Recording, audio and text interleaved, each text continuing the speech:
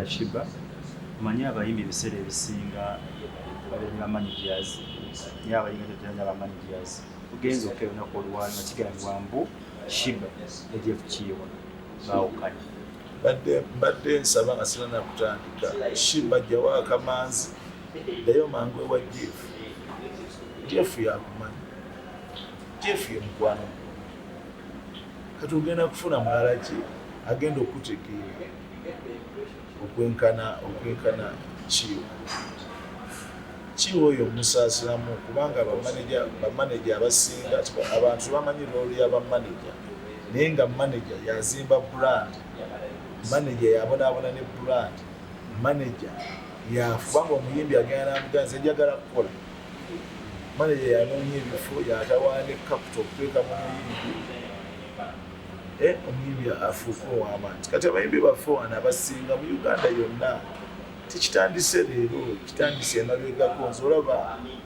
nze nabonaabona nnyo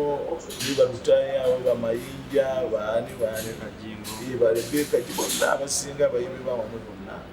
nali actinganga manager waabwe aba Diamonds Production yasooka tebambala mu magezi nga bagenda bugenzi batuuka butuusi ne bagenda ne batamanya nti bali batandika na butandisa actually saalya ku ssente zaabwe naye olwawulira abamu bagamba bagamba nti Kato yatubba Kato obba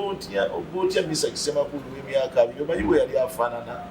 mayinja omanyi bwe yali afaanana omanyi Geoffrey Taya bwe yali afaanana omanyi kana kankayiri kakazi ka Geoffrey bwe kaali kafaanana omanyi Angela Kabule bwe yali afaanana mubamanyi baali bafaanana abo bonna baseka matte bali bafaanana batya bwekiba nga kituufu kino eno kireka wa Shiba tekijja muleka walungi kubanga mu bizinensi yaffe ebiseera ebisinga tulivinga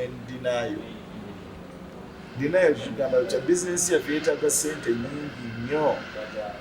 so naye okugiyimirizawo ssente tetuzirina ne Shiba tazirina kyova olaba talina band nti balina band bakola mimes bamayiminga mu mayimizi nnyimba zebakubedda mu studio nebazikola ki nebazitambulirako ne bafuna abantu so kakati weyekyangidde bwatyo nga talina band kati senga band ebaddeko tulaba nti kiba kizitowa nnyo so Shiba ayinza obwatalaba nga afuna kitono oba ofuna kitono ssaawa ey'okwawukana si yeeno nga tuva mu covid bweyagala kweggwerawo ddala Shiba linda kukakkanamu ate naffe kati nze njogeranga owa Federation of Performing Artists of Uganda FEPAU Shiba ne Jeff Kiwa tugenda kubayita tutuule tukyakkiriza bayimbi kumala gaawukana n'abantu tutuule wansi kubanga kati Shiba okumiyimiriza omanyi kizibu nnyo tewaliwo manager mulala gwajja kufuna amanyi bizibu bya Shiba nga Jeff Kiwa babikola ki bwabimanyi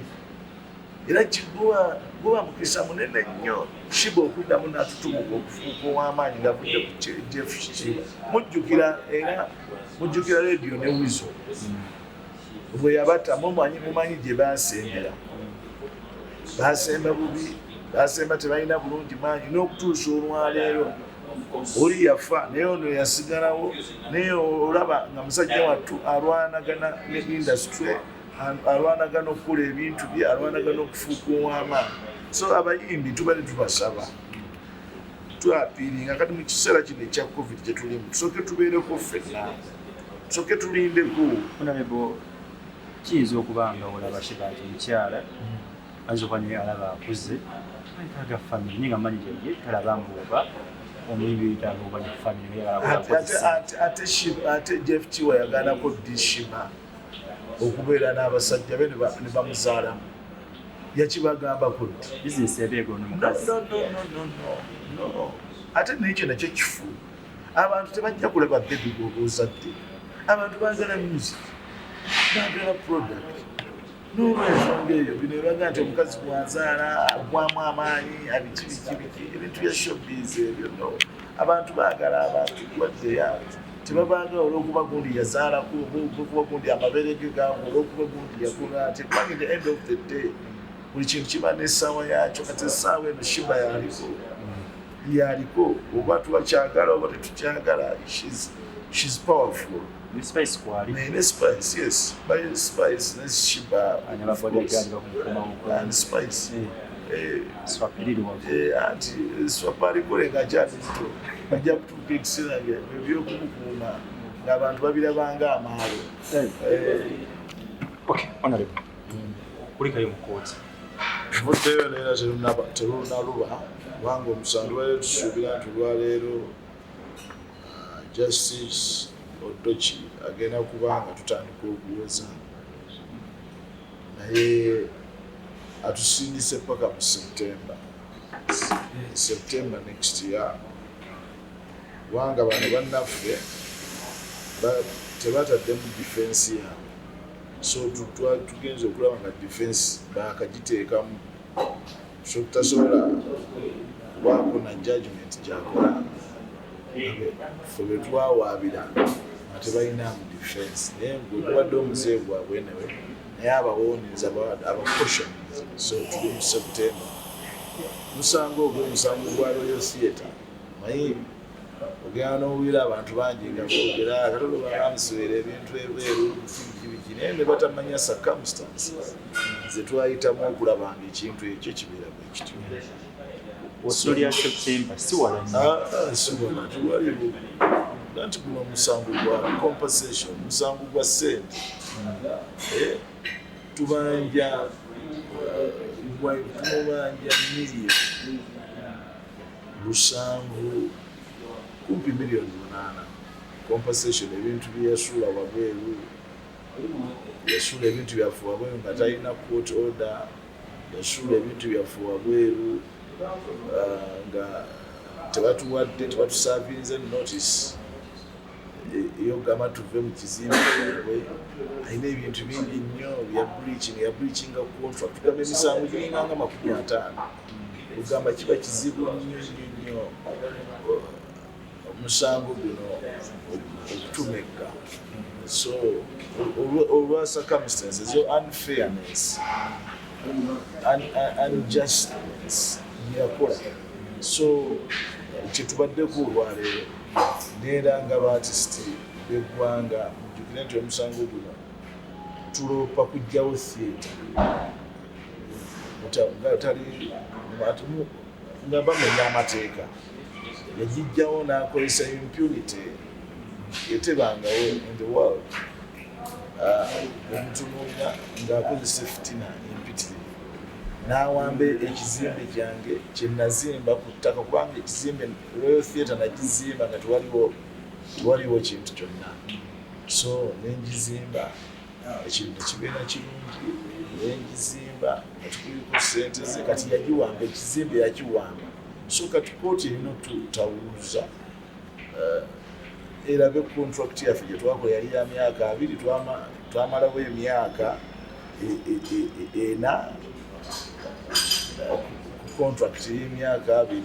life span yayo yali ya myaka 2 kubanga abantu bali beebuuza naye kati amanzimba ate ku ttaka nga balowooza ndi stupid nga bo naye nti I'm not stupid like you please ndi musajja mugezi ddala contract yange weeri ya myaka 2 ono gye ya breachinga bwebera n'ekigambo fitina oliwo webera fitina kiki kitegeeza fitina bwebutangaliza fitina kwe kubeera nga omuntu ofuna ensaalwa ku kintu kyolaba kyotosobola kufuna oba kyosobola okufuna n'ofuna ensaalwa namuno n'omuyisa bubi so yiyo fitina bannayuganda bangi bagirina naye tulina okusigala nga tukyogerako buli kaseera bali bakirekera awo kubanga fitina teziima ate fitina tegaggawaza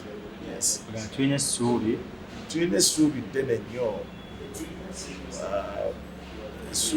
nnyo mu kooti omwo ate era tulina essuubi ddene nnyo mu gavumenti kubanga Royal Theatre yafuuka public entity tebasobola kugijjawo bwe batyo nga ebadde ena kyeyamba ku gavumenti kusomesa abantu mobilizing abavubuka okukwata ba actor ne babeera nga balina we bakolera kati tebakyalina we bakolera theatre tulina ntono nnyo okuyamba abantu okubasitula embeera n'ebirala byonna bingi ebiggwa mu kukooya so mmanyi nti essuubi lye tulina ppitirivu era omukisa gwaffe.